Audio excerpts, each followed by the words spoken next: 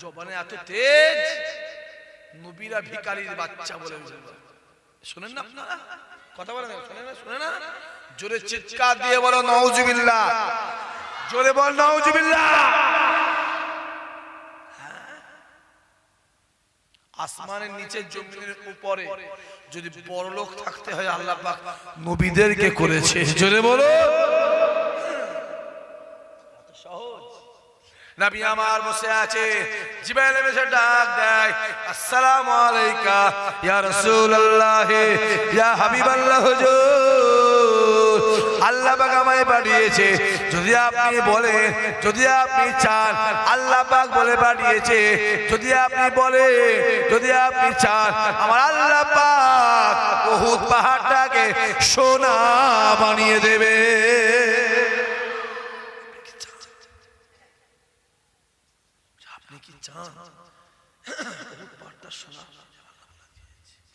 নবী আমার জিবরাইল তাকিয়ে ঝাঝা ঝাঝা করে কেঁদে কেঁদে বলেছিল, হে জিবরাইল, না না না না না না না না, আমি মুহাম্মদ বড়লোক হতে চাই না, আমি মুহাম্মদ অর্থবান হতে চাই না।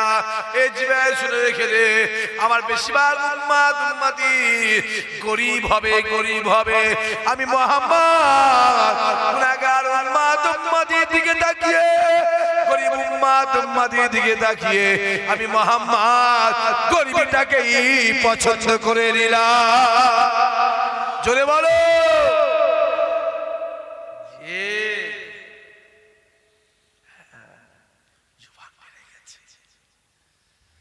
জবান বেড়ে গেছে। নবীরা ভিখারির বাচ্চা। চিল্লে বললি না নাউজুবিল্লাহ। দাঁড়িয়ে আছে না না, বলনেওয়ালা দাঁড়িয়ে আছে না না, টুপি আছে না না, পাঞ্জাবি আছে না না, যে হ্যাঁ লজ্জা লজ্জা আমার জানা আছে। আলেমরাই প্রথম জাহান্নামে নিয়ে যাবে আর আলেমরাই প্রথম জান্নাতে নিয়ে যাবে। চোখে দেখ, দেখ দেখ চোখে কি চলছে। আল্লাহ আমাদের হেফাজত করে। জোরে বলবেন আল্লাহুম্মা আমিন। এত্তাবে ঘুরছিস, কোথায় ঘুরছিস রে? কে নিমাই চাঁদ, কে কালো চাঁদ, কে লাল চাঁদ, কে হরি চাঁদ, কে সবুজ চাঁদ, কে শিব চাঁদ, কোথায় চাঁদ সূর্যের পিছনে ঘুরছিস? ঘোরার দরকার হয় কুরাইশদের পিছনে ঘোর, নবী খানদানের পিছনে ঘোর, আল্লাহ তোদের হেফাজত করে দেবে। জোরে বল। কোথায় ঘুরছিস? ভাবি, শুধু ভাবি। আল্লাহ জবানে দিচ্ছে।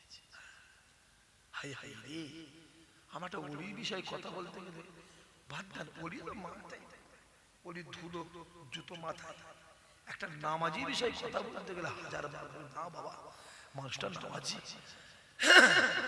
মানুষটা মসজিদে যায়। আর সালাতু মিরাজুল মুমিনিন, নামাজ হলো মুমিনদের জন্য আল্লাহর দিদার। 5 বার দিনে যাচ্ছে, 5 বার আল্লাহর দিদার পাচ্ছে। জোরে বলে। ওর বিষয়ে কথা বলতে গেলে আমাদের ভয় লাগে।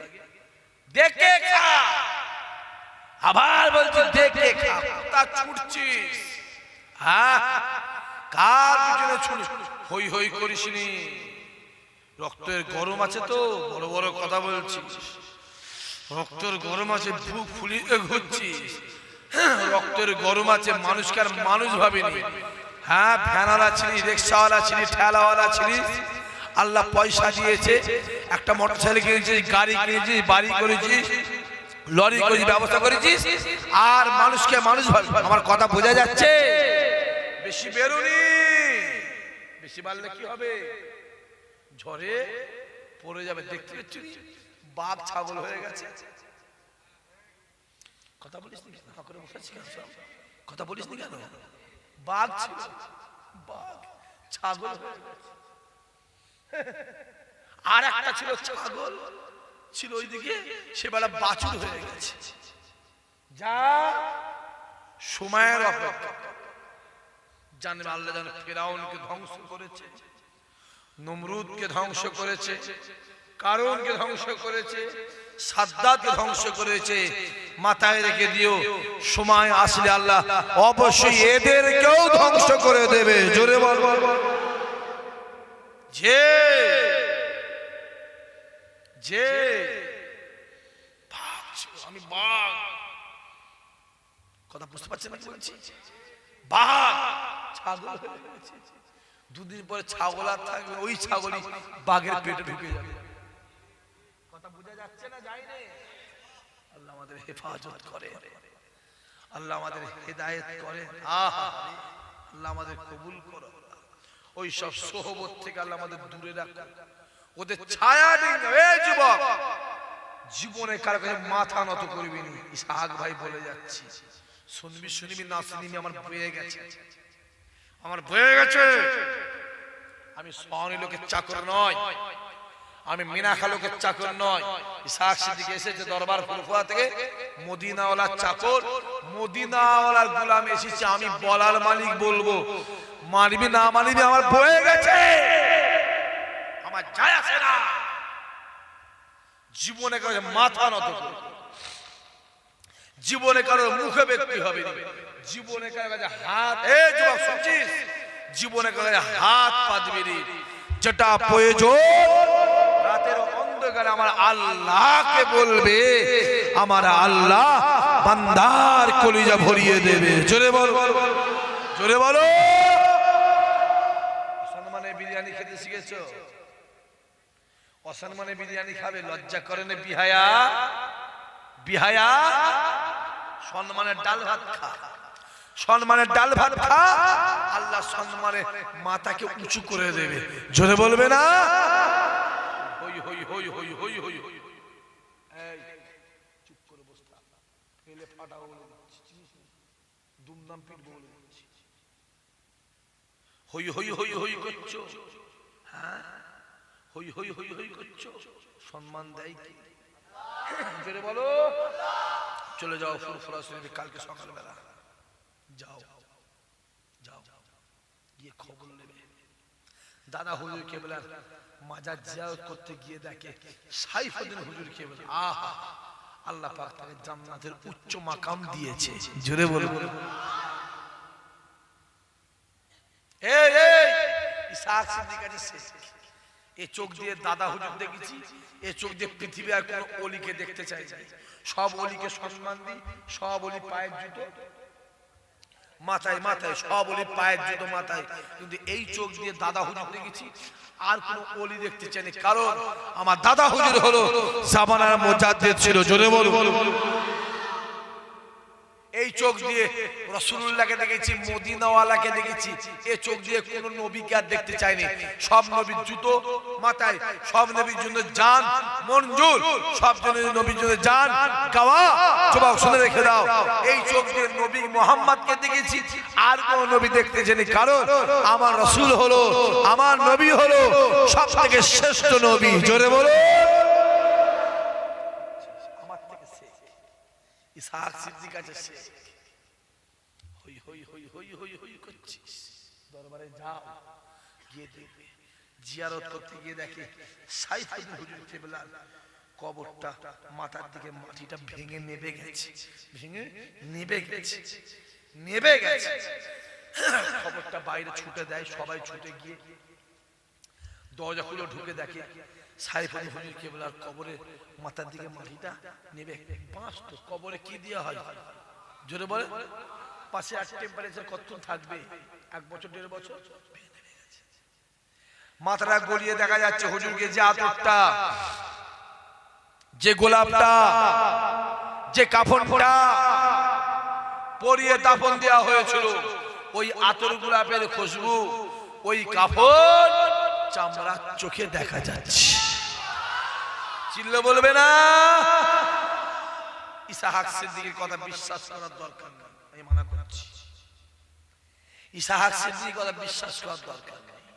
ফুরফুরায় গিয়ে কোন হুজুরকে জিজ্ঞাসা করবে না, গ্রামের লোককে জিজ্ঞেস করবে, শুধু দেখা দাদা হুজুর মাজার থেকে খুশবু বেরোচ্ছে, যে খুশবুটা দাদা হুজুরের মাজারের ভিতর থেকে বাইরে সংলগ্ন এলাকাটা মেশকা আম্বারের মতো খুশবু হয়ে গিয়েছে।